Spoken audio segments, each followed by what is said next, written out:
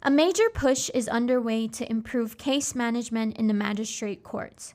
On the second day of the training seminar, magistrates and judicial staff took part in a workshop aimed at cutting backlogs and speeding up access to justice.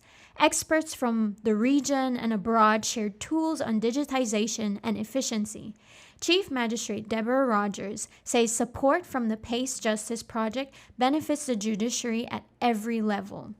We are taking on a more customer-centered approach, how the users of the public relate to the processes that we have to engage in. How do they play their role in the criminal justice system? And a big part of that for unrepresented persons is that it gives us an added responsibility as magistrates to meet them halfway, engage with them, explain the law to them, explain the process to them. So PACE Justice really pushes that incentive, and by us creating training programs like these, we're able to enhance our capacity. We get to build our network with other donors, and we're very grateful to U.N.D.P and PACE Justice for giving us another opportunity to expand our capacity and reach. While the courts rely heavily on paper, a case management system is in place and will be used more effectively to track backlogs and provide better data.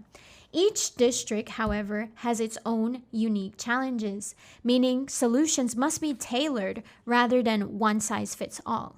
U.N.D.P team lead Amelin Mendez says digitization will play a key role in bettering the system. What we're looking at in terms of next steps is e-payments as a first step, and a second action would be specifically creating a website for the magistrate court.